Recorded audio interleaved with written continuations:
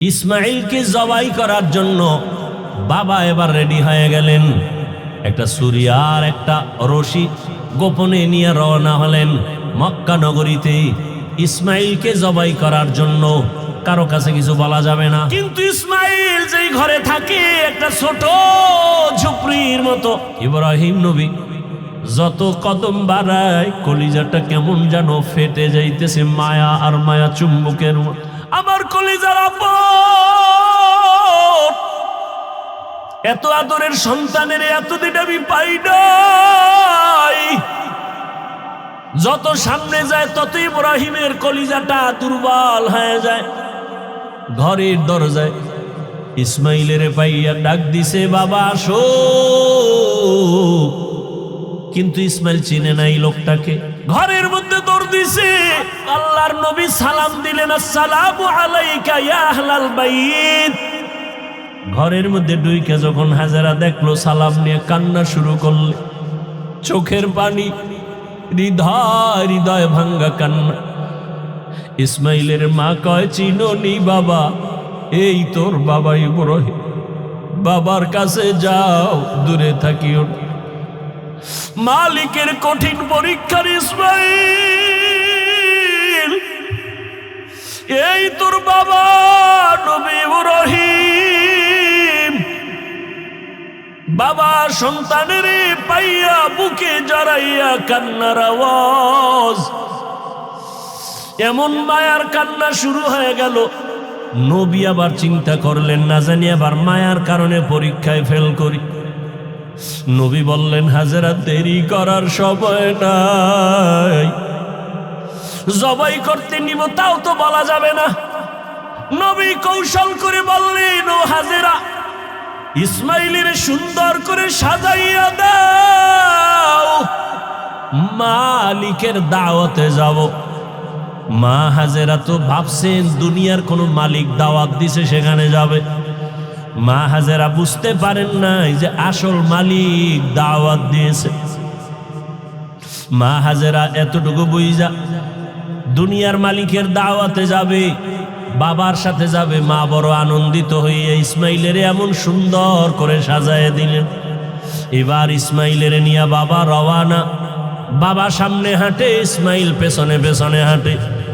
মা দুঃখিনী দরজার কিনারায় দাঁড়ায় দাঁড়ায় সন্তানের দিকে তাকায় থাকে। মা হাজেরা ইসমাইলের বিদায় দিয়া তাকায় তাকায় কান্না করে। ইব্রাহিম নবী পিছনে তাকায় না, তাকাইলে মায়ার কারণে পরীক্ষায় পাশ করা যাবে না। ইসমাইলও আনন্দে আনন্দে যখন বের হয়ে যাচ্ছে, শয়তানের মাথা গরম হয়ে গেল। এই পরীক্ষায় যদি ইব্রাহিম পাশ করে, দুনিয়াওয়ালারা বহু বিধর্মী মুসলমান হবে। কেমনে পরীক্ষায় ফেল করানো যায়? হাজেরাকে একটু ধোকা দেই। হাজেরারে গিয়া ধোকা দিয়ে কয়, হাজেরা, ইসমাইলের কোথায় ছাড়লা? কয় মালিকের দাওয়াতে গেছে। বলে কোন মালিক? বলে দুনিয়ার কোনো বাদশা। কয় না না, আমি জানি আল্লাহ দাওয়াত দিছে। কেন? হাজেরাকে বলে জবাই করার জন্য। হাজেরা ডাক দিয়ে কয়, রে শয়তান, তুই আমাকে ধোকা দিস না। একটা বাবা হইয়া কোনোদিন সন্তানের জবাই করতে পারে না। যখন এই কথা বলছে, শয়তান ডাক দিয়া কয়, আল্লাহ হুকুম করছে জবাই করার জন্য। হাজেরা চোখের পানি সারিয়া কয়, রে শয়তান, যদি আমার মাওলা হুকুম করে একজন ইসমাইল না, আল্লাহ যদি আমারে আরো ইসমাইল দেয়, আমি সব আল্লাহর রাস্তায় ছেড়ে দিতে রাজি। শয়তান দেখলো এখানে হাজেরাকে ধোকা দিয়ে আটকানো যায় না, দৌড়াইয়া গেছে শিশু ইসমাইলের একটু ধোকা দেওয়ার জন্য। ইসমাইলের গিয়া যখন ধোকা দিতে গিয়া কয়, ইসমাইল কই যাও? বাবার কাছে ছুরি আছে, তোমারে জবাই করবে। ইসমাইল তো বুঝ কম, ডাক দিয়া কয়, আব্বা জান, আপনি কি আমাকে জবাই করতে নিয়ে যাইতেছেন? এবার ইব্রাহিম কয়, শয়তান, পাথর মারো। এই তিন জায়গায় ধোকা দিছে। ইব্রাহিম আর ইসমাইল মিলিয়া তিন জায়গায় পাথর মারলেন। আল্লাহ তাআলা আইন করে দিলেন, আমার ইসমাইলের কথা কাজটা আমার কাছে ভালো লাগছে, ইব্রাহিমের এই কাজটি কিয়ামত পর্যন্ত স্মৃতি হয়ে থাকবে মুসলমানের কাছে। এবার নিতে নিতে ইসমাইলকে নিয়া মিনা বাজারে হাজির। এখন যেখানে কোরবানি দেয়, ইসমাইলের যেই জায়গায় কোরবানি দিছেন ওই জায়গায় ইব্রাহিম নবী ইসমাইলের নিয়া এবার চিন্তা করলেন, আল্লাহ আমারে কেমন সন্তান দিলেন, একটু পরীক্ষা কইরা দেখি। এবার সন্তানকে বাবা বলতেছেন, ফালাম্মা বালাগা মাআহু সায়া ক্বালা ইয়া বুনাইয়া ইন্নী আরা ফিল মানামি আন্নী আযবাহুকা ফানজুর মাযা তারা।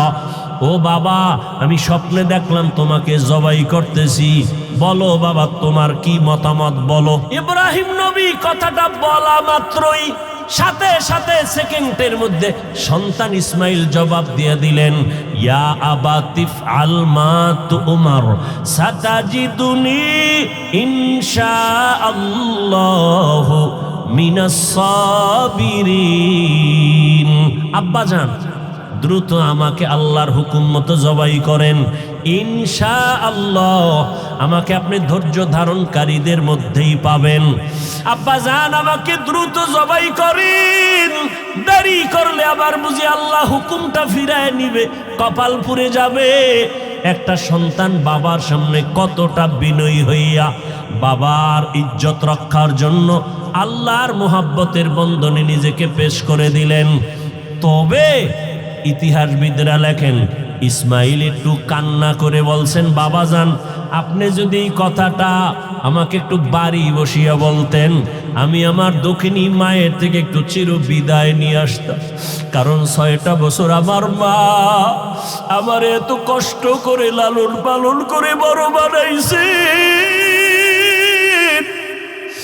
এই 6টা বছর পানি নাই, খানা নাই, আপনিও এসে দেখেন নাই। আমার মা আমার মুখে জিহ্বা দিয়ে আমার পেটের ক্ষুধা নিবারণ করেছে। আমার মা পাগলনির মতো দৌড়াদৌড়ি করেছে। ও আব্বাজান, বাড়ির মধ্যে বসে যদি বলতেন আমি একটু মায়ের থেকে বিদায় নিয়ে আসতাম, পারি নাই, দুঃখ নাই বাবা, আমাকে এখানে জবাই করিয়া আমার রক্তমাখা পোশাকটা মায়ের কাছে নিয়ে যাবেন। আম্মা জান আমাকে না দেখে যদি বলে আমার ইসমাইল কই, আপনি আব্বা রাগ করে আমার মাকে কিছু বলবেন না, আমার আম্মা জানকে একটু সান্ত্বনা দিয়া বলবেন ইসমাইল সালাম জানাইছে, আল্লাহ যদি কবুল করে হাসরের ময়দানে মোলাকাত হয়ে যাবে।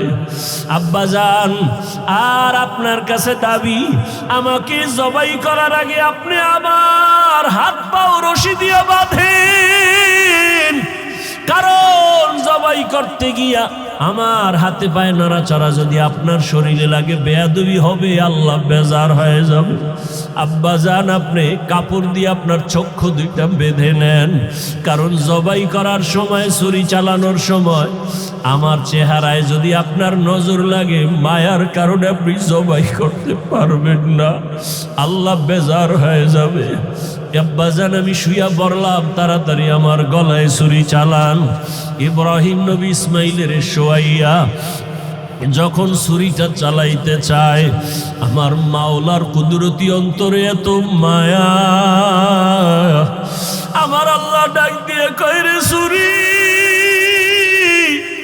আমার ইসমাইলের একটা পশমের ক্ষতিও যেন তোমার দ্বারা না হয়। আল্লাহর হুকুমে ছুরি কোনো কার্যকারিতা করে না, একটা পশমও কাটে না। ইব্রাহিম নবী এবার পাথরের উপরে আঘাত করলেন, ছুরি দিয়া পাথরটা আলাদা হয়ে গেল। ইসমাইলের ডাক দিয়ে কয়, বাবা এইবার ফাইনাল রেডি হও, তোমার জবাই করার সময় রক্ত আমার হাতে না লাগা পর্যন্ত ছুরি চালাইতেই থাকবো, না হয় আমি ছুরি চালানো বন্ধ করব না। এবার ইসমাইলকে শেষবারের মতো শোয়াইয়া ছুরি যখন চালাবে, রক্ত হাতে না লাগা পর্যন্ত ছুরি চালানো বন্ধ করবে না বলিয়া ইব্রাহিম নবী নিয়ত করে ফেললেন, ইসমাইলকে শোয়াইয়া দিলেন। আর যখন ছুরি চালাবে, আল্লাহ পাক রব্বুল আলামিনের কুদরতি অন্তরে এত মায়া, জিবরাইলের ডাক দিয়ে কয়, জিবরাইল, আমার ইব্রাহিমের ওয়াদা, এমন ত্যাগ আর নিয়ত যে রক্ত না লাগা পর্যন্ত ছুরি চালানো বন্ধ করবে না। আমি তো ইসমাইলের জবাই চাই না, আমি চাই আমার হুকুমের জন্য কতটুকু তারা ত্যাগ স্বীকার করলো। আমার মোহাব্বতের পরীক্ষা চাইছি, আমি ইসমাইলের জবাই চাই নাই। আমার হুকুম মতো প্রশ্ন ছাড়া যখন তারা দুজনে রেডি হয়ে গেল, আমার পরীক্ষা হয়ে গেছে, আর লাগবে না।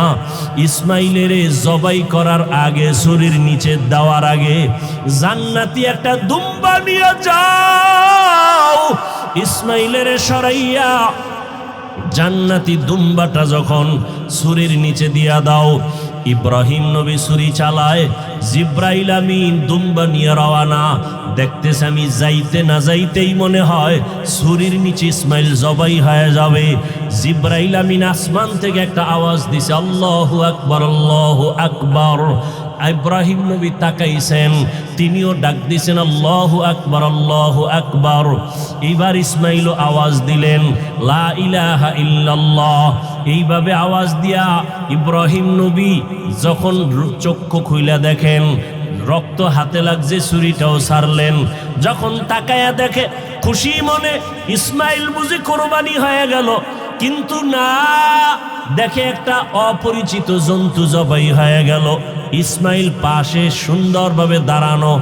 বাবা আবার বুঝি ভয় পেয়ে গেলেন, ও ইসমাইল, আল্লাহ বুঝি আমার কোরবানি কবুল করবেন না, আর একবার চেষ্টা করি। সাথে সাথে ওহী নাজিল হয়ে গেল। আল্লাহ কয়, ওয়ানাদাইনাহু আইয়া ইব্রাহিম কদ সাদ্দাকতার রুইয়া ইন্না কাযালিকা নাজজিল মুহসিনিন। ইব্রাহিম, তুমি আমার পরীক্ষায় পাশ করছো। হাজেরা কাঁদতেছে ইসমাইলের জন্য, জলদি করে যাও। বলে আসো মালিকের দাওয়াতে যাই, মালিকের থেকে কি হাদিয়া নিবা? আমার পক্ষ থেকে দুম্বার গোশত হাদিয়া দিয়া দিলাম। ওয়াফাদাইনাহু বিযিবহিন আযীম, আমার পক্ষ থেকে হাদিয়া দিলাম এই জবাই করা দুম্বার গোশত। ইসমাইলের নিয়ে যাও, ইসমাইলের হাজেরার কোলে ফিরায়া দাও, আর মালিকের পক্ষ থেকে দুম্বা হাদিয়া পৌঁছাইয়া দাও। আল্লাহ তাআলা বলেন, ও দুনিয়ার মানুষ, ইব্রাহিমের কোরবানির ত্যাগ তোমার থেকেও চাই। ও মুমিন, এই ত্যাগ স্বীকার করতে গিয়া তোমার থেকে রক্ত চাই না, গোশত চাই না, আমি চাই তোমার অন্তরের ত্যাগ আর মুহাব্বত আর তাকওয়া। লা ইয়ানালাল্লাহা লুহুমুহা ওয়ালা দিমাউহা ওয়ালাকিন ইয়ানালুহুত তাকওয়া মিনকুম। ও আমার যুবক বাবারা, ও পর্দার আড়ালের মা বোনেরা, ও বৃদ্ধ বাবাজি, আমার আল্লাহর পরীক্ষায় পাশ করিয়া জান্নাত পাওয়ার জন্য একজনের চেষ্টায় হবে না। হাজেরার যেমন চেষ্টা, ইসমাইলের তেমন চেষ্টা, নবী ইব্রাহিমের তেমন চেষ্টা। গানের ব্যবস্থা করলো, উলঙ্গ নারীদের নাচ, অথবা ওই যে ইব্রাহিমকে উলঙ্গ করবে, এই কথা যদি মানতে যায় তো নমরুদ বলে, ইব্রাহিমের পরনের কাপড় কে খুলবে? কেউ সাহস পায় না। আরে আল্লাহ ওয়ালা যারা, আল্লাহর প্রিয় পাওয়ারওয়ালা যারা, এদের কিচ্ছু নাই, চলেও সাদা সিধা, কিন্তু বড় বড় সন্ত্রাসীরা যখন তার সামনে যায় মোমের মতো দুর্বল হয়ে যায়। এটাকে বলা হয় রব। আমার রসুলকে আল্লাহ রব দান করেছিলেন। বহু অমুকের ফাটায় দিবে, এই করবে সেই করবে। আল্লাহ ওয়ালাদের ব্যাপারে যারাই যত বেয়াদবি করে, সামনে আসলে তওবা করতে বাধ্য হয়ে যায়। এটা আল্লাহর কুদরতি একটা পাওয়া। তো ইব্রাহিমের পরনের কাপড় কে খুলবে, উলঙ্গ কে করবে? কেউ সাহস করে না। বাবা আজর রেডি হয়ে গেল। ইব্রাহিমের সামনে গিয়া যখন দাঁড়াইছে উলঙ্গ করার জন্য, ইব্রাহিম চোখের পানি ছেড়ে কাঁদেন আর বলেন, হে বাবা, সন্তান বিপদে পড়ে, বাবা গিয়া উদ্ধার করে। তুমি আমার জন্মদাতা বাবা, এই হাজারো মানুষের সামনে আমাকে উলঙ্গ করে লজ্জা দিও না। শুধু তাই না, তুমি তো দেখো না আসমানের ভেতরে লক্ষ লক্ষ ফেরেশতা আমার সহযোগিতায় দাঁড়ানো আছে। বাবা শুনে নাই। এক পর্যায়ে ইব্রাহিমকে যখন আগুনে ফেলা শুরু হয়ে গেল, জিব্রাইল আমিন কানের সাথে মুখ লাগায় বলেন, ও আল্লাহর খলিল, কোনো সাহায্যের প্রয়োজন আছে কিনা? ইব্রাহিম আল্লাহর এমন পরীক্ষায়, কঠিন কঠিন পরীক্ষায় পড়েছেন, প্রত্যেকটা পরীক্ষা আল্লাহ পাশ করায় দিছেন। এখানেও একটা পরীক্ষা। যদি বলতেন হ্যাঁ সাহায্য লাগবে, তাহলে গায়রুল্লাহর মুখাফিকি হয়ে গেল। ইব্রাহিম নবী বললেন, না, আমি এমন মালিকের গোলাম, আমার কোনো সাহায্যের যদি প্রয়োজন হয়, আমার আল্লাহ তো অন্ধ না, তিনি দেখতেছেন, প্রয়োজন হলে তিনি আমার সাহায্য করবেন। আগুনে ফেলল। আল্লাহ আগুনকে হুকুম দিলেন, কোরআনের আয়াত, কুলনা ইয়া নারু কুনি বারদাও ওয়া সালামান আলা ইব্রাহিম। আগুন ঠান্ডা হয়ে গেল। নমরুদ কয় দূরে বইয়া, এই আগুন, তোর শক্তি কই? ইব্রাহিমের মতো বান্দাটারে জ্বালাতে পারো না? তোর গোষ্ঠী শুদ্ধ সব সাইজ করতে পারি, কিন্তু ইব্রাহিম যার কথা শুনে আমিও তার কথা শুনি। ইব্রাহিম যার গোলাম, আমিও তো সেই রবের কথা শুনি। রব আমাকে হুকুম করেছেন ইব্রাহিমের একটা পশমের যেন ক্ষতি না হয়। আমার শক্তি দুর্বল হয়ে গেছে। আবার আমার রব যদি হুকুম দেয়, আমেরিকার সব আমি আগুন দিয়ে জ্বালায় দিতে পারি, সে ক্ষমতা রব আমারে দিলে 1 সেকেন্ডের বিষয়। এরে নবীরা আশিক, দীর্ঘদিন ইব্রাহিম নবী আগুনের মধ্যে ছিলেন, একটা পশমের ক্ষতি পর্যন্ত হয় নাই। দেখছেননি আল্লাহ পারেনি সব। আপনি তো মনে করেন পানির মধ্যে পড়লে মরে যাব, আর সেই পানির মধ্যে মাছের পেটে ইউনুস নবীর আল্লাহ রাখছেননি? সে আল্লাহ এখন নাই। সেই আল্লাহর উপরে ভরসাটা কই? ইউনুস নবী মাছের পেটে গিয়েও তো আমার মালিকের ভুলেন নাই। আল্লাহ বলেন যে আমাকে ভুলবে না, আমিও তাকে ভুলি না। মাছের পেটে পানির ভেতরে একেবারে অন্ধকারে আবার সশরীরে ফিরিয়ে দিলেন। আগুনের মধ্যে ইব্রাহিম খুব আনন্দ, পশম জ্বলে না। দেখছেননি? এরাও মানুষ, আমরাও। আগুন তাদের ভয় করে, আর আমরা কেমন মানুষ আগুনকে ভয় করি। আমরা পানিরে ভয় করি, পানি তাদের ভয় করে। আমরা বাঘরে ভয় করি, আর কেমন মানুষ বাঘ তাদেরকে ভয় করেন। এরাও মানুষ, আমরাও মানুষ। এই জন্য শুরুতে বলছিলাম সূরাতে আমরা মানুষ, কিন্তু আমাদের চরিত্র এত খারাপ, কোরআনের আয়াত অনুযায়ী আমরা পশুর থেকেও খারাপ, অথচ দাবি তো করি মানুষ। এজন্য ওলামায়ে কেরাম লিখছেন, বক্তা হওয়া সহজ, পীর হওয়া সহজ, ডাক্তার হওয়া সহজ, মানুষ হওয়া বড় কঠিন।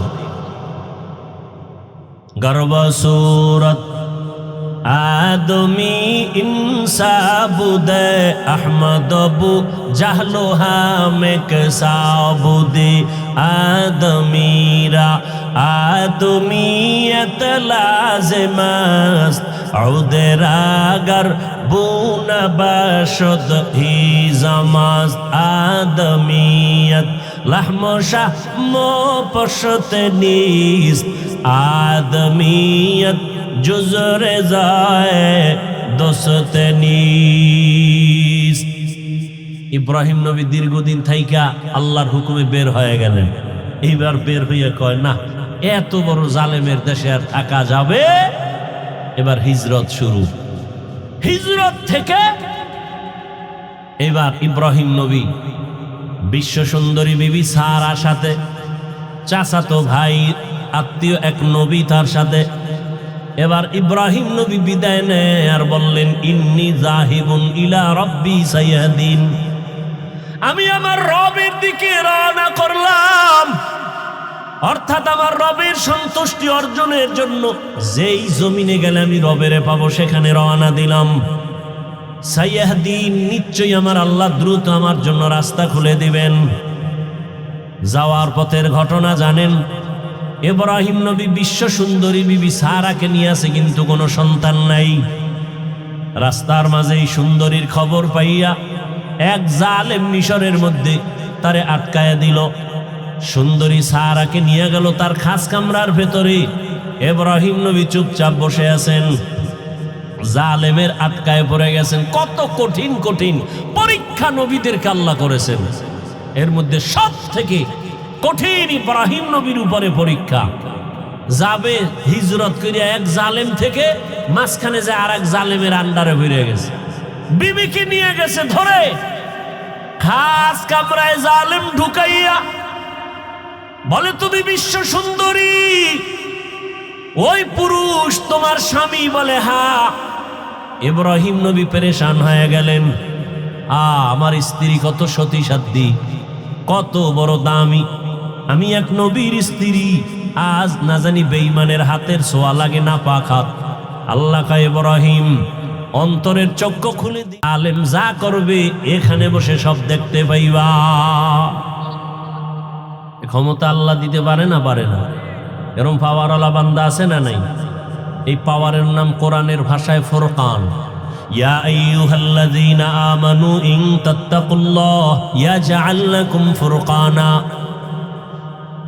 তাকওয়ার উপরে যারা মজবুত হয়ে চলবে, আল্লাহ বলেন আমি তাদেরকে ফুরকান নামের এক পাওয়ার দান করব। মা মা'নাল ফুরকান হুয়া নূরুম মিন ইলাহি। আল্লাহর একটা নূরের আলো। হাদিসের ভাষায় পাওয়ারের নাম ফেরাসাত। ক্বালা রাসূলুল্লাহ সাল্লাল্লাহু আলাইহি ওয়া আলিহি ওয়াসাল্লাম, ইত্তাকু ফেরাসাতাল মুমিন ফাইন্নাহু ইয়ানজুরু বিনূরিল্লাহ। আল্লাহর প্রিয় বান্দা মুমিনের ফেরাসাতের পাওয়ারকে তোমরা খুব ভয় করিও, কারণ তুমি যা দেখো তার থেকে তারা অনেক কিছু দেখেন। চামড়ার চোখ দিয়ে দেখেন না, নূরের আলো দিয়ে তারা দেখেন। ওমরে ফারুক খুতবা দিতেছেন জুমার মসজিদে নববীর ভেতরে। খুতবার মাঝে হঠাৎ একটা অপ্রাসঙ্গিক একটা চিৎকার দিয়ে আওয়াজ দিলেন, ইয়া সারিয়াতাল জাবাল, ইয়া সারিয়াতাল জাবাল, ইয়া সারিয়াতাল জাবাল। এই সারিয়া, পাহাড় পাহাড় পাহাড়। মদিনাতুল মুনাওয়ারায় ওমর আওয়াজ দিলেন, এই সারিয়া, সামনে পাহাড়। সারিয়া কই? বলে মদিনা। ওমর যেখানে আওয়াজ দিছেন সেখান থেকে 2000 কিলোমিটার দূরে ইরানে যুদ্ধ করে। সারিয়াকে জিজ্ঞাসা করা হলো এক সময়, এই সারিয়া, মদিনাতুল মুনাওয়ারা থেকে 2000 কিলোমিটার দূরে ইরানে যুদ্ধ করেছো, ওমরের আওয়াজ শুনছো? বলে হ্যাঁ। কেমন শুনলা? কাছে বসে বললে যেমন শুনি তেমনই শুনিস। এর নাম ফেরাসাতের পাওয়া। ইব্রাহিম নবী দেখতেছে জালেম বিশ্ব সুন্দরী বিবি সারাকে খাস কামরায় নিয়া প্রথমে লোভানোক দৃষ্টি দিয়া হাতটা যখন বাড়াইছে, সাথে সাথে হাতটা বাঁকা হয়ে গেছে। রাখে আল্লাহ? আহা, আল্লাহ এখনো পারেন, এখনো পারেন। আপনারা জানেন, এই ফেসবুকের মুরিদেরা, শুনো, মনে নাই তোমাকে? দুনিয়ার আকাম দেখো, ভালো ভালো জিনিস দেখো না। কয়েক বেশি হয় নাই, বছর 2 হয়েছে কিনা সন্দেহ, লন্ডনে একটা সেমিনার হয়েছিল। সমস্ত ধর্মের মানুষ সেখানে বসা। গোল টেবিলের সেমিনারে একজন ভিন্ন ধর্মাবলম্বী প্রশ্ন করল মুসলমানদের একজন লিডার, ধর্মযাজক, একজন বুজুর্গ ওলিয়ে কামেল, যাই তোমাদের নবী তোমাদের ধর্মে বলছে, হাদিসে আছে, একটা খেজুর আছে, ওই খেজুরটা খাইয়া বিষ পান করলে ক্রিয়া হয় না। মুসলমান বলে হ্যাঁ আছে তো। এটা কি সত্য? বলে হ্যাঁ সত্য। দেখাবা? বলে পারবা? পারবো। দাও। আজোয়া খেজুর সামনে নিয়ে আসা হলো। আজোয়া খেজুর 2-3-7টা খাইয়া এবার বিষ দিল তার সামনে। হাউজের ভেতরে বিষ পান করলো। বিষ পান করে দিব্যি আরামে বসলেন, মিটিং চালাইলেন। বিন্দু থেকে বিন্দু বিষ তার ভেতরে গিয়া কোনো ক্রিয়া করলো না। কুদরত কার? ভাইরা আমার, আল্লাহ তো এখনো হেফাজতের দরজা খুলেছেন। সিলেটের জমিনে শাহজালাল রাহমাতুল্লাহ আলাইহি গৌর গোবিন্দের মোকাবেলা করতে গিয়ে কোনো বেতের বাড়ি লাগে নাই, অস্ত্র লাগে নাই। পুঁজি ছিল তাহাজ্জুদের আযান নামাজ আর চোখের পানি আর ফজরের নামাজের আযান। কই সেই তাহাজ্জুদ? কই? নাই তো নাই। একদল বলে এত আমল লাগে না, এত আমল লাগে না। অথচ আল্লাহ কয় আমি দুনিয়ায় মানুষ পাঠাইছি আমল করার জন্য। দেখেন তো কারবার কেমন। ফেতনায় ভরে গেছে গোটা সোনার বাংলা। বুঝাবো কিভাবে? বুঝতেও চায় না। কপাল এত খারাপ হইছে, বুঝতেও চায় না। মনের উল্টা হইলেই আর বুঝতে চাইব না। নফসের গোলাম হয়ে গেছে। আমাকে বলেন, এই যে এখন সামনে হজ আসতেছে না, কথা বলেন না কেন ভাই? ওখানে সারা দুনিয়ার মানুষ আর যায় না? যায় না? বিভিন্ন কোয়ালিটির মানুষ সেখানে। আপনারা জান নাই, যারা গেছেন দেখছেন নামাজের টাইম কত লাইনের মানুষ। কেউ বুকে হাত বেঁধে দাঁড়ায়, কেউ নাবির নিচে, কেউ হাত সাইরে দিয়ে খাড়ায় রয়েছে, কেউ আবার মোবাইলে নামাজের ভিতরে কথাও কয়। নামাজের ক্ষতি হয় না, কথা টথা কইয়ে নামাজের ভিতরে আছে। কেউ আবার কোরআন শরীফ মাটিতে রাইখা পাও দুইটা এভাবে সরাইয়া দিয়া হাত দিয়া মাটির মধ্যে হেলান দিয়া কোরআন মাটিতে রাইখা পড়ে। কেউ আবার জোরে আমিন বলে, কেউ আবার আস্তে আমিন বলে। কেউ আবার সেজদায় যাওয়ার সময় মাটির মধ্যে সেজদা দেয় না, পকেট থেকে একটা কাঠের টুকরা বের করে কপালের নিচে দিয়ে কাঠের উপরে সেজদা মারে। সারা দুনিয়ার মানুষের এত কোয়ালিটির মানুষ, এত লাইনের। ও জলদি এলাকার জ্ঞানী মুসলমান, একটু জবাব দেন। এত লাইনের মানুষ যে মসজিদে নববীতে নামাজ পড়ে, বাইতুল্লাহ কোনো ঝগড়া আসেনি? বলেন বলেন, কারোর সাথে কারো অভিমান আসেনি? সালাম দেয় না রাগ করে এমন আসেনি? আছে? আমগো বাংলাদেশে কার বদ নজর লাগছে? সব গেঞ্জাম ঝগড়া আমগো দেশে কেন? কোন গজবে পাইল? কোন অভিশাপ লাগলো কপালে? আমি পাস করলি পড়লাম, কাউকে কিছুই বলি না। ও যুবক, অন্য টুপির বিরুদ্ধেও বলি না, যারা টুপি দেয় না তাদেরও হিংসা করি না, কিছু বলি না, দেখলে সালাম দেই। বলো তুমি পাঁচকল্লির বিরুদ্ধে বলো কেন? আমি কওমি মাদ্রাসার সন্তান আলিয়ার বিরুদ্ধে বলি না, স্কুল কলেজের বিরুদ্ধে বলি না, বলো তুমি কওমির বিরোধিতা করো কেন? আমি নবীরে দাঁড়াইয়া ইয়া নবী সালামু আলাইকুম বলে সালাম দেই না, দাঁড়াইয়া যারা দেয় তাদেরও গালি দেই না, বলো তুমি আমারে গালি দাও কেন? আমি তাবলিগের লাইনের সন্তান, আমি পীর সাহেবের মুরিদ। যারা পীরের কাছে যায় না, তাবলিগে যায় না, তাদের গালিও দেই না, হিংসা করি না, দেখলে সালাম দেই। বলো তুমি তাবলিগের বিরোধিতা করো কেন? বিবেকের কাছে একটু কথা রেখে গেলাম, বেয়াদবি ক্ষমা চাই। কেউ আমার দূরের না, যারা কালেমা পড়েছেন আপনারা আমার কলিজার আপন। আপনারা কেমন আপন? আওয়ামী লীগ বুঝি না, বিএমপি বুঝি না, আলিয়া কওমি বুঝি না, আমার কথা একটা। বলেন আপনাদের আল্লাহ আমার আল্লাহ দুই না এক? সবাই একমত? আপনাদের নবী আমার নবী, সত্য কথাটা স্বীকার করেন। আপনাদের কোরআন আমার কোরআন, আপনাদের কাবা আমার কাবা, আপনাদের কালেমা আমার কালেমা, আপনাদের ধর্ম আমার ধর্ম। দুনিয়াতে জন্ম নিছি সিস্টেম আপনাদের আমার, নাকি জলদি এলাকার মানুষ জন্ম সময় লঙ্গি ভরে আসছে? সবার কোয়ালিটি এক, বিদায় মালা কাফনের সংখ্যা হবে আলাদা। কে ধনী, কে গরিব, কে আলেম, কে মূর্খ, সবার বেলায় কাফন হবে তিনটা। আরে এক টাকাওয়ালার সম্মানে একটা কাফন কেউ বাড়াইয়াও দিবে না, এক রিক্সাওয়ালা মরে গেলে গরিব হওয়ার কারণে একটা কাফন কেউ কমাইয়াও, কালার হবে আলাদা। হুজুরদের কাফনের কালার একরকম, আপনাদেরটা আর এক রকম। কালারও কি কালার? এই বুঝা কও, সাদা। তাহলে কালার নিয়ে ঝগড়া কেন? কালার লইয়াও ঝগড়া কেমন গজবে ধরছে। কালার লইয়াও ঝগড়া আছে না নাই? ইন্তেকালের সময় সবার কাফনের কালার হবে এক। কি কালার? লেখা থাকবে উপরে বড় হুজুরের লাশ, এমপি সাহেবের লাশ, কে ধনী কে গরিব, কে হুজুর না, কে ইমাম কে মুক্তাদি, কে ডাক্তার কে রোগী। যতই আজকে বক্তা বক্তা ভাব দেখাই না কেন, টাকার আর ক্ষমতার গরম দেখাও না কেন, সাদা কাফনে ঢুকলেই সব বাহাদুরি বন্ধ হয়ে যাবে। কবরে যাওয়ার আগেই বাহাদুরি শেষ। কবরের সাইজ কি না আপনাদের এলাকায় একটু বড়? হ্যাঁ, কবরের সাইজও সবার এক। কবরে রেখে বিদায়ের পরে প্রশ্ন হবে সবার বেলায়। কয়টা? কয়টা? তোমারও যেই প্রশ্ন, আমাকেও সেই প্রশ্ন, শিক্ষকের যেই প্রশ্ন, ছাত্রকেও সে একই প্রশ্ন, নারীকে যেই প্রশ্ন, পুরুষেরও সেই প্রশ্ন। তিনটা। রবের পরিচয় দাও, ধর্মের পরিচয় দাও, রাহমাতুল লিল আলামিনের পরিচয় দাও।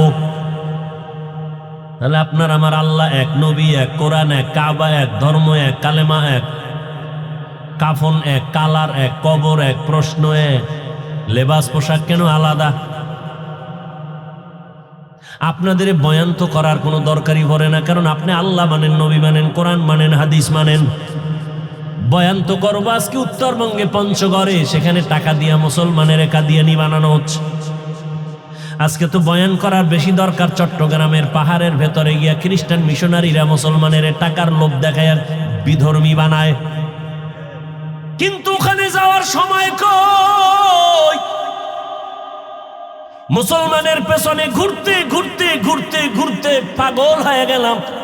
ফজরের পরেও বয়ান, জোহরের পরে বয়ান, আসরের পরে মাগরিবের পরে বয়ান। এত পাও ধরে ধরে ধরে ধরে বয়ান করি, আর পরও কেন নামাজ পড়েন না? আহ, কেমন মুসলমান? আপনার আমার আল্লাহ এক, নবী এক, সব এক, অথচ আমি টুপি খুলতে চাই না। আপনারা কেমন ভিআইপি মুসলমান যে টুপি দিতেই চান না, লজ্জা লাগে। আমি টুপি খুলতে লজ্জা পাই আর আপনি টুপি দিতে লজ্জা পান। আমি নামাজ না পড়লে লজ্জা পাই, আপনি নামাজ পড়তে গেলে লজ্জা পান। আমি মসজিদে না ঢুকলে লজ্জা লাগে, আপনার মসজিদে ঢুকতে গেলে লজ্জা লাগে। আপনি কেমন মুসলমান হইলেন? একটু চিন্তা করেন। ও আমার কলিজার যুবক বাবারা, বেয়াদবি মাপ চাই, একটু আমাকে জবাব দাও। রহমতের নবীর আদর্শ থেকে আরো সুন্দর আদর্শ কারো কাছে আসেনি? তাল মিলেও না, সত্য বলো, বুঝা বলো। নবীজির থেকে দামি আদর্শ নাই? একজনের দাঁড়ায় যদি বলতেই পারো যে হাফিজ ভাই, রহমতের নবীর আদর্শ থেকে আরেকটু ভালো আদর্শ আছে শেখ মুজিবুর রহমানের ভেতরে, তাহলে আমি আল্লাহর কসম নবীরটা বাদ দিয়া তারটা নিব। এই ভালো করে বুঝো। কেউ যদি দাঁড়াইয়া বলতে পারো হাফিজ ভাই, নবীজির আদর্শ থেকে আরেকটু ভালো আদর্শ আছে জিয়াউর রহমান সাহেবের ভেতরে, আমি নবীরটা বাদ দিয়া জিয়াউর রহমান সাহেবেরটা নিব, বলার মতো পাওয়ার ক্ষমতা কারো আসেনি? নাই তো নাই। আমার থেকে শুনো, দুনিয়াতে যত আদর্শ দেখো, আব্রাহাম লিঙ্কনের আদর্শ গণতন্ত্র, মাও সেতুনের আদর্শ, লেনিনের আদর্শ, কার্ল মার্ক্সের আদর্শ, এক কথায় জবাব, দুনিয়ার সব আদর্শ হলো নাপাক, একমাত্র মদিনাওয়ালা নবীর আদর্শই হলো পাক। একমত? সবাই একমত? এবার বলো, রসুলের আদর্শ যে রেখে গেলেন, এটি মানবে হিন্দুরা, খ্রিস্টানেরা, ইহুদিরা? আপনারাই বলেন কারা মানবেন? কোন দেশের মুসলমান? লন্ডন, লেবানন, কোন দেশের বলেন? শুধু এই বাঁশখালী ছাড়া বলেন। তা আপনাদের নামাজ নাই কেন, টুপি নাই কেন, দাড়ি নাই কেন, পর্দা নাই কেন, সুদ খান কেন? সুদের টাকায় ব্যবসা কেন? লোন উঠাইয়া বাড়ি গাড়ি কেন? জমিনে আল্লাহর যত বড় বড় দুশ্মন আছে, এই বড় দুই দল দুশ্মন আছে, এদের থেকে বড় দুশ্মন জমিনে আল্লাহর কাছে আর কেউ নাই। সব থেকে বড় দুশ্মন আল্লাহ। এক দুশ্মন হলো কোরআনে বর্ণিত, এক দল হলো যারা সুদের সাথে জড়িত, আর এক দল দুশ্মন হলো বুখারী শরীফে আছে, যারা ওলিয়া উলিয়ার দুশ্মনী করে। কেমন বড় দুশ্মন? আল্লাহ কয় তোদের সাথে আমি আল্লাহ নিজে যুদ্ধ করব। এবার বুঝেন যে আল্লাহর কত বড় দুশ্মন তারা, যারা সুদের সাথে জড়িত আর যারা ওলিয়া উলিয়া দেখতে পারে না, বিরোধিতা করে। আল্লাহ হেদায়েত দান করুন। ওই জালেম নবী ইব্রাহিমের স্ত্রী প্রথম বিবি সারার উপরে হাত বাড়ায় গেল, পাক বাঁকা হয়ে গেল, সাথে সাথে তওবা করছে, আর করুম না। কুকুরের লেজ তো বাঁকাই থাকে, আবার ভালো হয়ে গেছে, আবার হাত বাড়াইছে ভাবে কয়েকবার করিয়া তওবা খাঁটি ভাবে না। এই তোমার কাছে হাত বাড়াইতে পারি না, তোমার ভিতরে কি পাওয়ার আছে বলো তো? বিবি সারা ডাক দিয়া কয়, রে জালেম, আমার মধ্যে কোনো পাওয়ার নাই, তবে একটা শক্তি আমার আছে, আমি একজন আল্লাহর প্রিয় বান্দা নবীর স্ত্রী। তাই নাকি? বলে হ্যাঁ। কে সে নবী? বলে ইব্রাহিম। কই সে? বলে ওই যে গাছতলায় বসা। ডাকো। ডাকাইয়া বেয়াদবি কইরা তো আর আগাইতে পারে নাই, এবার তওবা টওবা কইরা নবীর কাছে মাপ চাইয়া মেহমানদারি করাইয়া, সন্তান কয়জন আছে? কয় নাই। কয় তাহলে আমার এক বান্দি আপনার বিবির খেদমতে দিয়া দিলাম, হাজেরা নামের। নবী ইব্রাহিম হাজেরাকে নিয়ে আবার সফর শুরু। ইতিহাস বড় আল্লাহর কাছে। তখন নবীর বয়স ৮০ পার হয়ে যাচ্ছে, তখন দোয়া করছেন একটা নেককার সন্তানের জন্য। রব্বি হাবলি মিনাস সালিহিন। ও দয়ার মালিক, তুমি আমাকে একটা নেককার সন্তান দান করো। প্রত্যেকটা মা বাবার সন্তানের উপরে দায়িত্ব, সন্তান আল্লাহর কাছে চাইতে হবে, এটা বাবার দায়িত্ব। আল্লাহ নেককার সন্তান দাও। মাকেও দায়িত্ব, আল্লাহর কাছে দোয়া করতে হবে, আল্লাহ নেককার সন্তান দান করো। এজন্য নামাজের পরে পরে বারবার এই দোয়াটা পড়বেন, রব্বি হাবলি মিন লাদুনকা যুররিয়াতান তাইয়্যিবাতান ইন্নাকা সামিউদ দুআ। আল্লাহ দোয়া কবুল কইরা সুসংবাদ দিয়ে দিলেন, ফাবাশশারনাহু বিগুলামিন হালিম। সুন্দর এক আদর্শওয়ালা সন্তান আমি তোমাকে দিচ্ছি। হাজেরার গর্ভে সন্তান চলে আসছে, প্রথম সন্তান। আল্লাহর পক্ষ থেকে নাম রাখলেন ইসমাইল। ৮০ বছরের পরে যেই সন্তান বাবায় পাইছেন, ওই সন্তানের উপরে কত মায়া, কত মহব্বত। কিন্তু আমার মাওলার পরীক্ষা আরো কঠিন, এত কঠিন পরীক্ষা ইব্রাহিমের উপরে আল্লাহ চাপায় দিলেন। ও ইব্রাহিম, সন্তানের মায়া যেন আমার আল্লাহর মহাব্বতের মাঝখানে যেন পর্দা ফেলতে না পারে। কিন্তু পর্দা ফেলতেছে। আল্লাহ তো গাইবের মালিক, সব জানলেন। জানিয়েই আল্লাহ আবার পরীক্ষা দিলেন, ইব্রাহিম, তোমার এই কলিজার সন্তান সহ, মা সহ জঙ্গলে নির্বাসনে দাও। আল্লাহর হুকুম চলে আসলো। এবার বিবি সারাকে রাখিয়া ইসমাইলকে নিয়া, শিশু ইসমাইল মা হাজেরা নিয়ে চললেন মক্কার জমিনে। ইন্না আউওয়ালা বাইতি উযিআ লিন-নাসি লাল্লাযী বিবাক্কাতা মুবারাকান ওয়া হুদা মুবারাকান ওয়া হুদান লিল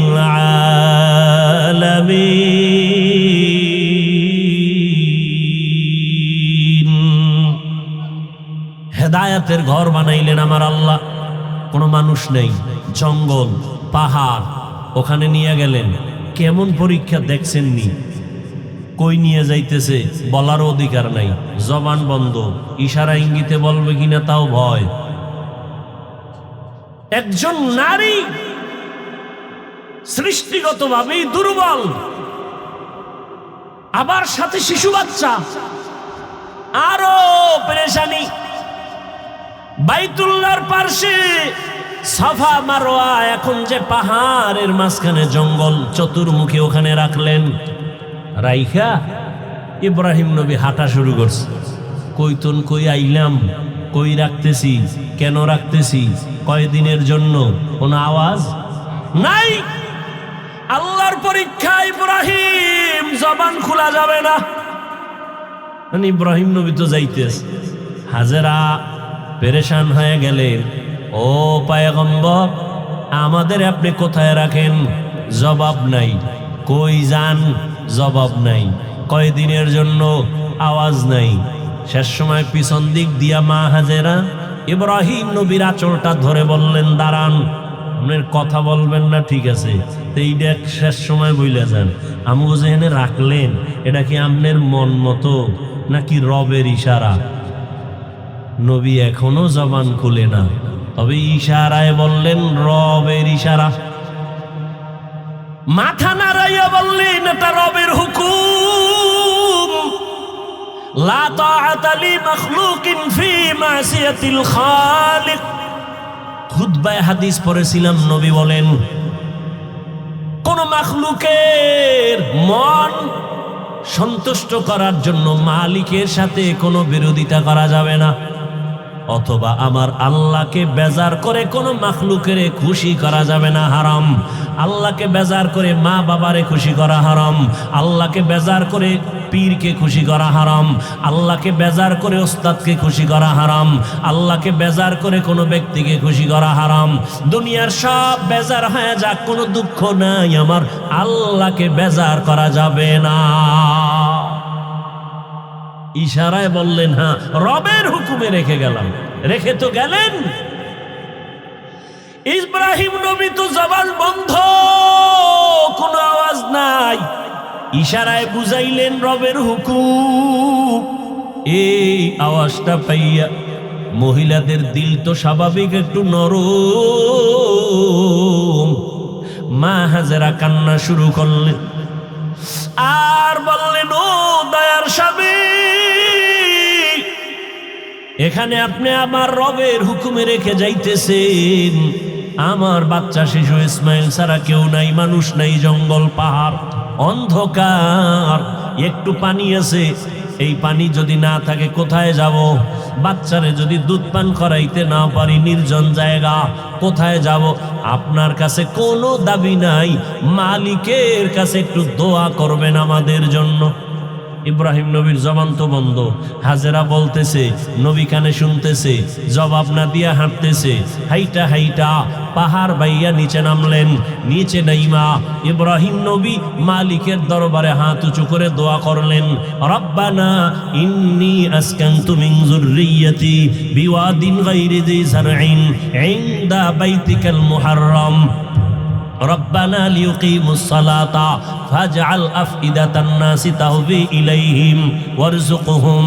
আল্লাহর নবী দোয়া করলেন আল্লাহর দরবারে, আল্লাহ তোমার হুকুম, এতদিন যত পরীক্ষা করেছো, ধৈর্য ধরে ধরে পাস করার চেষ্টা করেছি, আমার জীবনের শেষ সময় একটা সন্তান দিয়েছো, মোর বড় মায়ার সন্তান।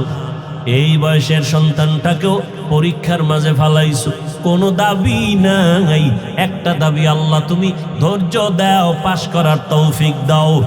আর আমার শিশু সন্তান, কত কলিজার মায়ার আমার সন্তান রেখে আসছি, তোমার কাছে আমার দোয়া করলাম, কয়েকটা দোয়া। এক নাম্বার, ও আল্লাহ মেহেরবানি করে এখানে তুমি অন্য মানুষের বাসস্থানের ব্যবস্থা করে দাও, যেই জঙ্গলটাকে তুমি সাফ করে দাও, খানার আয়োজন করে দাও, ওরা নামাজ পড়বে এবং শুকর আদায় করবে, তোমার রিজিকের ব্যবস্থা করে দাও, মানুষের ব্যবস্থা করে দাও, পানির ব্যবস্থা করে দাও।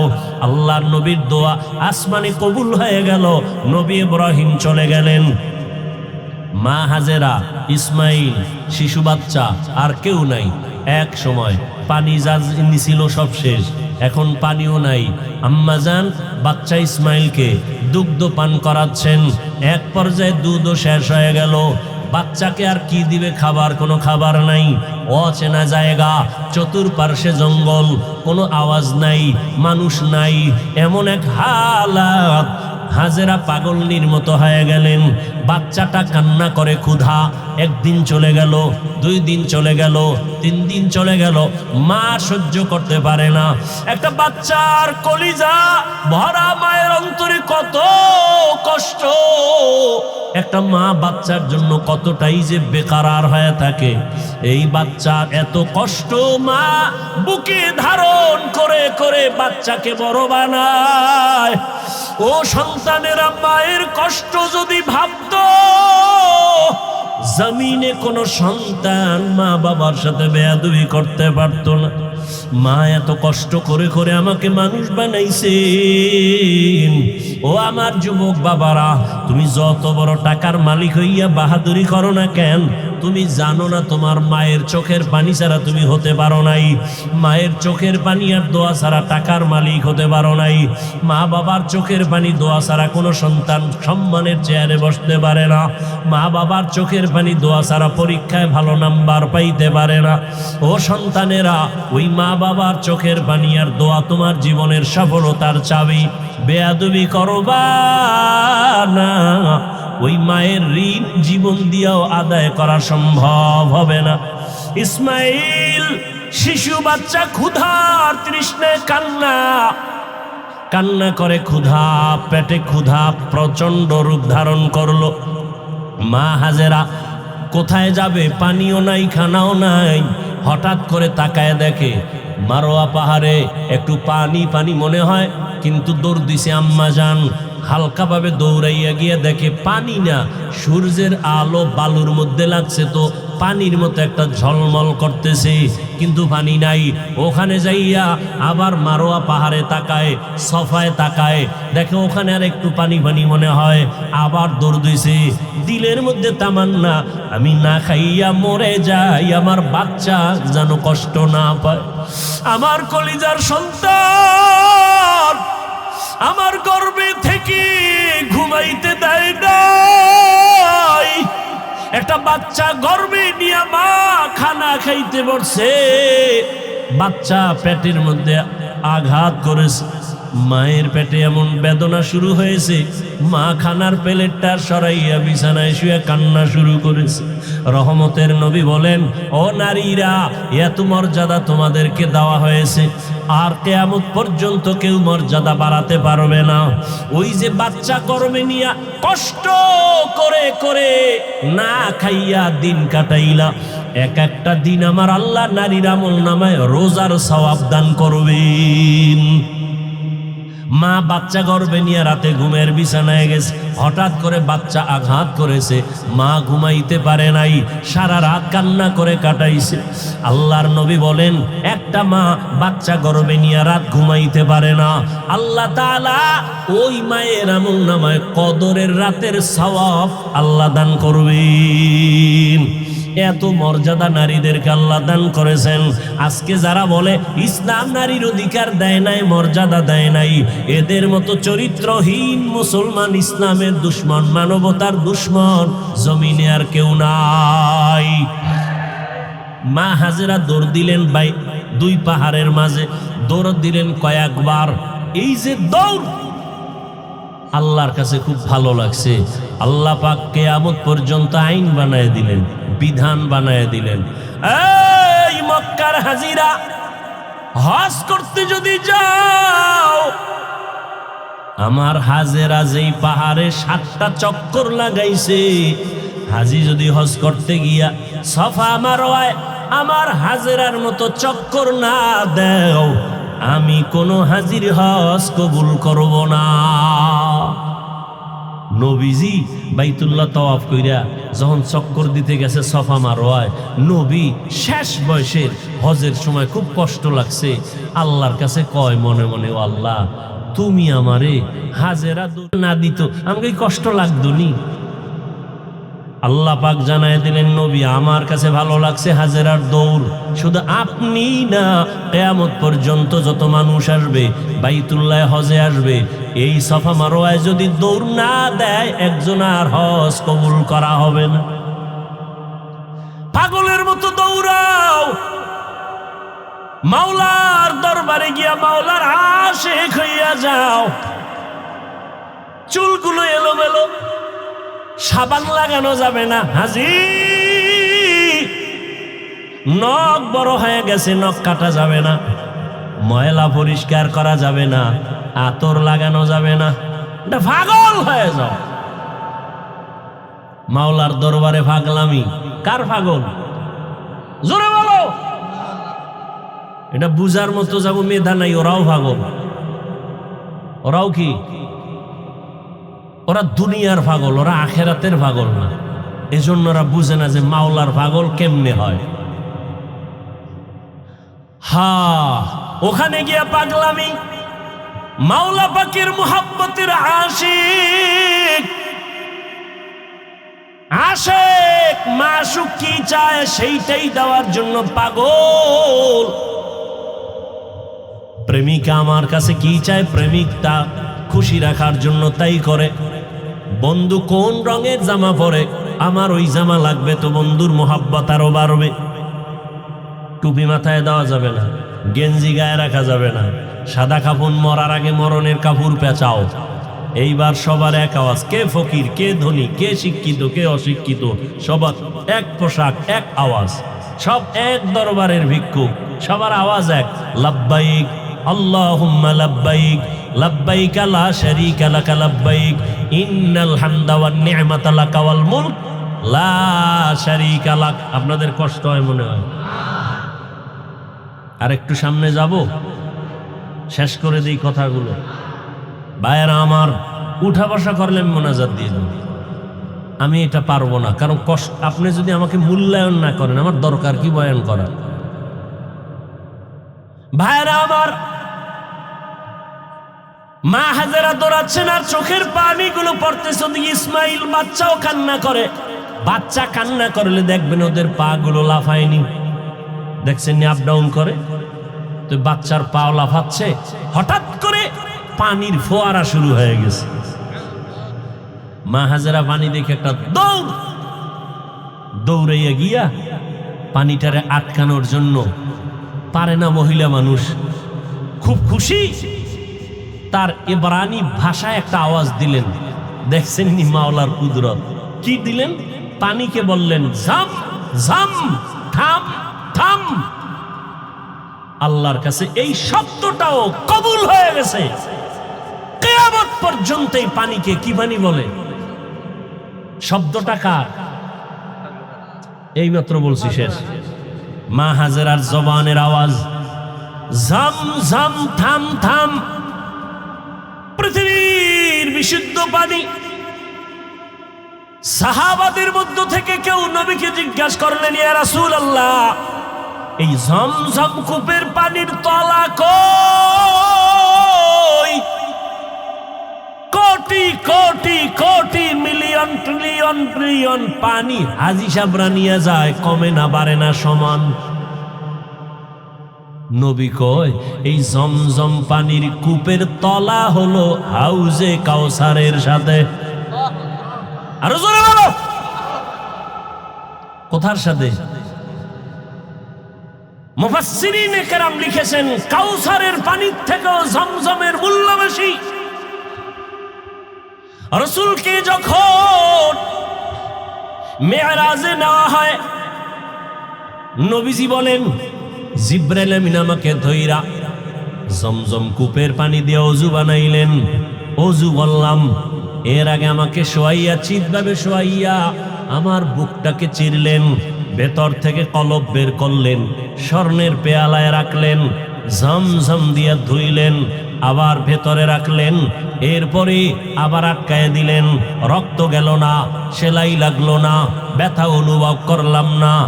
এইভাবে আল্লাহ আমাকে কুদরতের অপারেশন করছেন আমার জীবনে 4 বার। কয়বার? 4 বার। রসুলের এই যে কলব বের করে ধুইলেন, কি পানি দিয়া? জমজম পানি, বরকতের পানি। আম্মাজান হাজেরা পানি আটকায় দিলেন, পানি থেমে গেল, নিজে পান করলেন।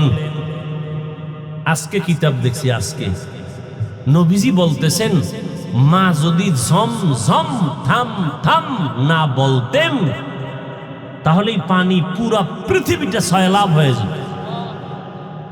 ইমামে আজম আবু হানিফা বলেন, আম্মা জান আমাদের জন্য রহমত, তিনি বলার কারণে আজকে অনেক পবিত্র অবস্থায় পানি আছে। না হয় জেনাকারেরা এই পানি দিয়ে গোসল করে পানি নাপাক করে ফেলত, মদখোরেরা মদ পান করে মাতাল হয়ে পানির মধ্যে ডুব দিত, পানির সম্মান কমে যেত। ঝমঝম এমন একটা পানি, এর 25টা উপকার আছে ঝমঝম পানির। কয়টা? এর মধ্যে একটা হলো সাধারণ পানি পান করলে পিপাসা নিবারণ হয়, পেটের ক্ষুধা নিবারণ হয় না। জমজম পানি এমন এক দামি আল্লাহর কুদরতের পানি, এই পানি যদি কেউ পান করে ওই পানির দ্বারা পিপাসাও মিটে যায়, পেটের ক্ষুধাও মিটে যায়। দাঁড়াইয়া কোনো জিনিস খাওয়া পান করা নবীর আদর্শের বাইরে। তবে জমজমের পানি তুমি দাঁড়ায় পান করো, এটা তোমার কোনো সুন্নত আদায় হবে। দ্বিতীয় তৃতীয় হলো জমজমের পানি, এটা তোমার রোগের ঔষধ। কত পার্সেন্ট শেফা করবে, তোমার ঔষধের ক্রিয়া করবে? কয় তোমার আকীদা বিশ্বাসের মজবুতি যত পার্সেন্ট তত পার্সেন্ট। কেউ যদি মনে করে আমি ঔষধ খাবো না, জমজম আমার ঔষধ, যতটুকু বিশ্বাস করবে অতটুকু ফলাফল। পানি পান করলেন, ইসমাইল সুস্থ হওয়া শুরু হয়ে গেল, একটা দোয়া কবুল হয়ে গেছে। কার দোয়া? ইব্রাহিম নবীর দোয়া। লোকজন আল্লাহ আইনে দিয়েও এক দোয়া করছেন। ব্যবসায়ীরা যাচ্ছে এলাকা দিয়ে, পানির প্রয়োজন, খুঁজতে খুঁজতে আইয়ে জমজমের কাছে হাজির। মালিককে? মহিলা, বাচ্চাওয়ালা। আমাকে একটু পানি দিবেননি? মা হাজারা বলে দিব, বেশি দিব, যত লাগে তত নেন, শর্ত এখানে বাড়িঘর করেন, চাষাবাদ করেন, থাকেন। আবাদ শুরু হয়ে গেল। এবার আর এক দোয়া চাইছে ইব্রাহিম নবী, ওয়ারযুকহুম, রিজিকের ব্যবস্থা করেন। আল্লাহ পাক রব্বুল আলামিন জিব্রাইলের মাধ্যমে তায়েফের জমিনে কুদরতে আল্লাহ এক ফলের বাগান এনে দিলেন, যেই বাগানে 12 মাস ফল হবে, ফল হবে 12 মাস। আল্লাহ রিজিকের ব্যবস্থা করে দিলেন, মানুষজন বসবাস শুরু হয়ে গেল। এখন আর ওয়ান আবাদি এলাকা আবাদি হয়ে গেল, মানুষজনের অভাব নাই। কত আনন্দে জীবন যাপন করে। ইসমাইল বড় হতে হতে হতে হতে 6 বছর প্লাস হচ্ছে। ইব্রাহিম নবী এর মধ্যে একদিনও আর আসেন নাই। আল্লাহর পরীক্ষা দ্বিতীয়টা এবার আবার শুরু, কোরবানির। ওদিকে ঢুকবো। ইব্রাহিম নবী 6 বছরে আর আসেন নাই। ছেলে কেমন, কি মায়া, আল্লাহর পরীক্ষা কত কঠিন। ইব্রাহিম নবী এই জিলহজ মাস 8 তারিখ, 9 তারিখ, 10 তারিখ স্বপ্ন দেখা শুরু করলেন। তোমার কলিজার আপন জবাই করো আমার পথে, আমার নামে। ভাবলেন, নাম তো কয় নাই কারে। 100 উট জবাই করলেন। দ্বিতীয় রাতে আবার স্বপ্ন দেখেন, হয় না, তোমার মোহাব্বতের জিনিস জবাই করো। আবার 100 উট জবাই করলেন। ফাইনালে নবী তো বুঝতে পেরেছেন আমার জীবনের কলিজার আপন আমার ইসমাইল ছাড়া আর কেউ না। আল্লাহর হুকুম হয়ে গেছে, বাবারও 1 মন হতে হবে, স্ত্রীকেও 1 মনওয়ালা হতে হবে, সন্তানেরও মতামত এক থাকতে হবে। স্বামী আর স্ত্রীর মন আর মতামত যখন এক হবে, সন্তানের মতামত যখন মা বাবার মতের সাথে মিলিয়ে যাবে, ওই সন্তান ওই সংসারে শান্তি আসবে। আল্লাহ রহমতের বাড়ি দ্বারা বর্ষণ করতে থাকবেন। ও আমার যুবক বাবারা, ও পর্দার আড়ালের মা বোনেরা, আম্মাজান হাজেরা যদি নিজের থেকে সহযোগিতা না করতেন, ইব্রাহিম নবী পাশ করতে পারতেন না। ইসমাইলও যদি বাবার কথায় একমত না হইতেন, পরীক্ষায় পাশ করা যাইত না। অতএব যারা মা আছেন, আপনার সন্তানটাকে আপনি ডাক্তার বানাবেন, ইঞ্জিনিয়ার বানাবেন, তবে আদর্শবান বানায় যান, বেয়াদব যেন না হয়। সন্তান কখনো যেন আচরণ দিয়া আপনাদের কষ্ট না দেয়, সন্তানের আচরণে যেন শিক্ষক কষ্ট না পায়, সন্তানের আচরণে আলেম ওলামা মুরব্বীরা যেন কষ্ট না পায়। আদর্শবান ডাক্তার হলে সন্তানটার সম্মান আল্লাহ বাড়ায় দিবেন। মা বাবার একমত থাকতে হবে, নিজেদের আদর্শ সুন্দর করতে হবে।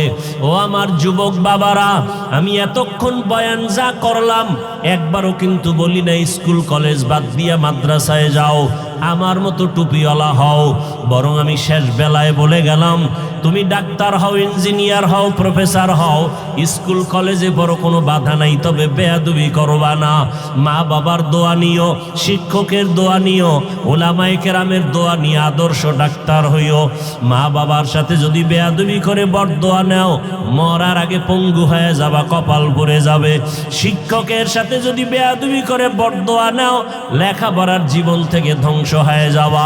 আলেম ওলামার বরদোয়া নিয়ে যদি চলো বেয়াদবি করো, তোমার চরিত্র নষ্ট হয়ে যাবে। এই তিন জায়গার দোয়া নিয়ে চলিয়া ডাক্তার হও, জীবন সফলতার দরজা খুলে দিবে। তুমি ইঞ্জিনিয়ার হলো, তুমি সফল ইঞ্জিনিয়ার হবা, দুনিয়ার সবাই তোমাকে মোহাব্বত করবে, সম্মান করবে। ও আম্মা জানেরা, আপনার মতো কত মা এখনো আছে আদর্শবান, স্বামীর মাল হেফাজত করেন, মোবাইলে সময় নষ্ট করে না, সন্তানগুলোকে আদর্শওয়ালা বানানোর চেষ্টা করে, স্বামীর মাল হেফাজত করে, 5 ওয়াক্ত নামাজ পড়ে, পর্দা করে। আম্মা জানেরা, আপনারা কেন পারবেন না? এখনো সময় আছে, তওবা করে নেন। ও আমার যুবক বাবারা, তোমার মতো কত যুবক স্কুল কলেজে পড়ে নামাজ ছাড়ে না। মনটাকে প্রশ্ন করো, তুমি কেন পারো না রে বাবা? তোমার কপালে কার বরদোয়া লাগছে? এখনো সময় আছে, তওবা করো। তোমার মতো যুবক RAB, army, police, BDR, OC, DC SP 5 ওয়াক্ত নামাজির অভাব নাই, বলো তুমি কেন পারবা না? এখনো সময় আছে, তওবা করে নাও। মনে মনে আল্লাহকে বলো, আল্লাহ, দুনিয়ার রং তামাশায় পড়িয়া, মনের খাহেশ মিটাইয়া, মনের শখ মিটাইয়া কত গুনাহ করেছি। মনে চাইছে নামাজ পড়বো না, পড়ি নাই। মনে চাইছে দাড়ি কাটবো, কেটে ফেলেছি। মনে চাইছে পার্কে যাব, পার্কে চলে গেছি। ও আল্লাহ, শখে শখে গুনাহ করে ফেলেছি, আর কত শখ করিয়া গুনাহ করব? কোন দিন মরণ হবে জানা নাই। কত যুবক রাস্তায় গাড়ি চালায়, নামাজ বাদ দেয় না, আবার হঠাৎ করে কত যুবক বুকে ব্যথা উঠা মরিয়া যায়। আজকে থেকে তওবা করলাম, আর নামাজ ছাড়বো না, বেপরদায় চলবো না, মা বাবাকে কষ্ট দিব না। ওলামায়ে কেরামের দোয়া পরামর্শ নিয়া, শিক্ষকের দোয়া নিয়া, মা বাবার দোয়া নিয়া, নবীজির আদর্শ মতে চলবো। তওবা করার মতো যদি কারো অন্তর তৈরি হয়, মুনাফিকি যদি না থাকে, খাঁটি তওবার নিয়তে দুটো হাত আল্লাহকে দেখাইয়া দাও। আয় আল্লাহ, হাতগুলো কবুল করে নেন, তওবা কবুল করে নেন, আদর্শওয়ালা মানুষ বানায় দেন, নবীর আদর্শে চলার তৌফিক দান করেন, মা বাবার দোয়া নেওয়ার তৌফিক দান করেন, শিক্ষকের দোয়া নিয়া, উলামায়ে কেরামের দোয়া নিয়া চলার তৌফিক দান করেন। আমিন। আলহামদুলিল্লাহি রাব্বিল আলামিন, والصلاة والسلام على سيد الأنبياء والمرسلين وعلى آله وأصحابه أجمعين. يا أرحم الراحمين، يا أرحم الراحمين، يا أرحم الراحمين، رب ارحمهما كما ربياني صغيرا. اللهم إنك عفو كريم تحب العفو فاعف عنا. اللهم إنا نسألك رضاك والجنة ونعوذ بك من سخطك والنار. ربنا لا تزغ قلوبنا بعد إذ هديتنا وهب لنا من لدنك رحمة إنك أنت الوهاب اللهم إنك عفو كريم تحب العفو فاعف عنا اللهم إنا نعوذ بك من البرص والجنون والجذام وسيء الأسقام ও দয়ার মালিক গুনাহের বোঝা নিয়ে আপনার দরওয়াজায় হাজির আয় আল্লাহ তওবার নিয়তে হাত তুলেছি আর গুনাহ করব না রে আল্লাহ শয়তানের ধোকায় পড়ে গুনাহ করে জীবনটা নাপাক করে ফেলেছি গুনার কারণে আমার হাত নাপাক চোখ নাপাক জিহ্বা নাপাক অন্তর নাপাক আয় আল্লাহ তওবার নিয়ত করেছি আমাদের তওবা কবুল করে গুনাহ